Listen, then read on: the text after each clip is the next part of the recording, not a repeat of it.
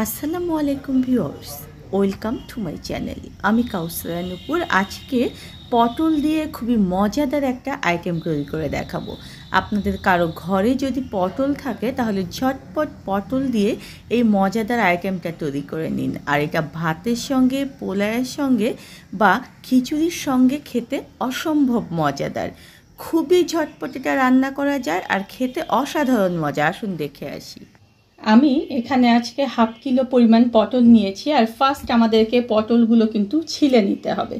অবশ্যই মনে রাখবেন যে এই যে পটলগুলো, এগুলোতে যেন কোনো রকম ছাল না থাকে, তাহলে কিন্তু কোরমাটা খেতে অনেক ভালো লাগবে। আর যদি ছাল থাকে তাহলে একটু দেখা যায় যে মুখের মধ্যে শক্ত শক্ত ভাব লাগবে, সেই কোরমাটা খেতে কিন্তু ভালো লাগবে না। জাস্ট এইভাবে করে আমি সবগুলো পটল এভাবে ছিলে নেব এবং এই পটলের মধ্যে যাতে মশলা ভালো করে ঢুকে যায় সেজন্য দেখুন যে পটলের গাটা একদম ভালো মতো এভাবে কুচিয়ে দিতে হবে।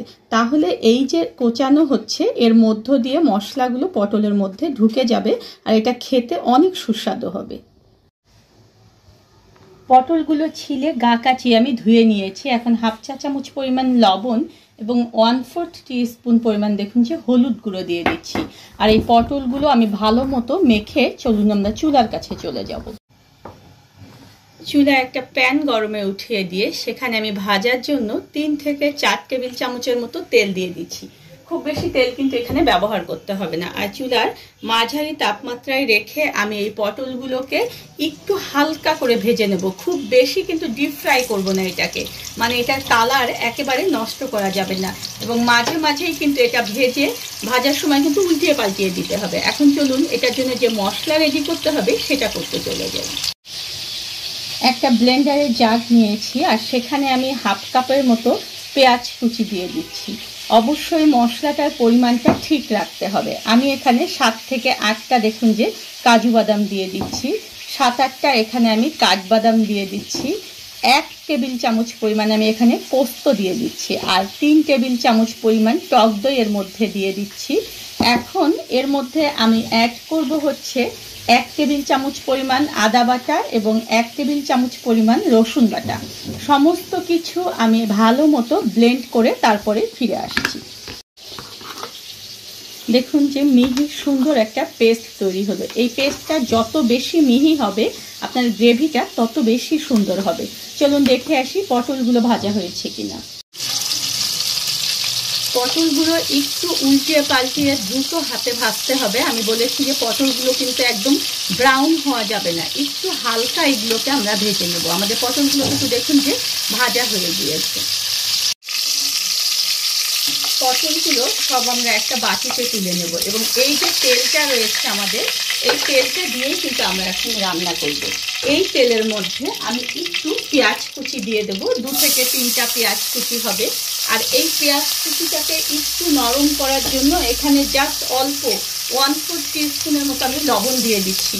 লবণ কিন্তু সবসময় আমরা ব্যবহার করছি, কারণ পটল যখন মাখিয়েছি তখনও কিন্তু লবণ ব্যবহার করেছি। এখন এটাকে আমি একটু হালকা ব্রাউন করে ভেজে নেব। পেঁয়াজটা যখন এরকম সুন্দর হালকা ব্রাউন হবে তখন এখানে আমি 2 টুকরো দারচিনি আর 3 থেকে 4টা ছোট এলাচ দিয়ে দিচ্ছি। এটা কিন্তু তেলের মধ্যে দিতে হবে, তাহলে দেখবেন যে ফ্লেভারটা অনেক সুন্দর আসবে। আর এখানে আমি শুকনো মরিচের গুঁড়ো দিয়ে দিচ্ছি হাফ চা চামচ। এটা আপনারা আপনাদের ঝালের উপরে ডিপেন্ড করে দেবেন। কেউ যদি বেশি ঝাল খেতে চান তাহলে সেক্ষেত্রে আর একটু বাড়িয়ে দিতে পারবেন।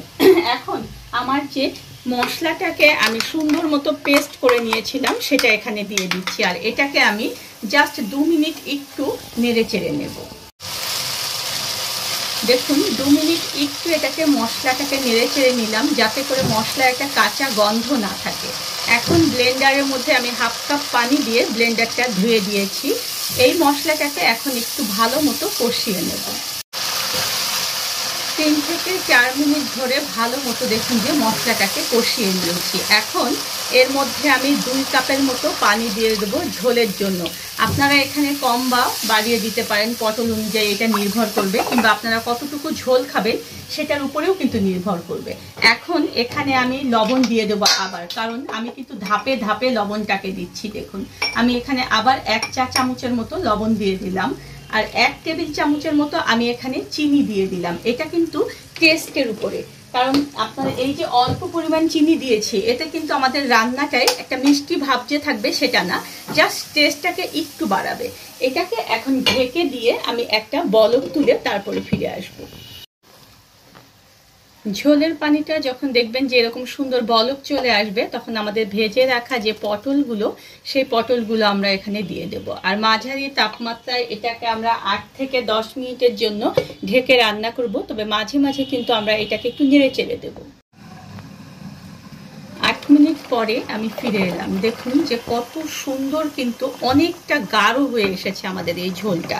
এখন এখানে আমি 4টা কাঁচামরিচ দিয়ে দিচ্ছি। আর দেখুন যে একটু আমি এর মাথাটা কিন্তু ফাটিয়ে দিয়েছি, যাতে করে একটু ঝালের মধ্যে ঢুকে যায়।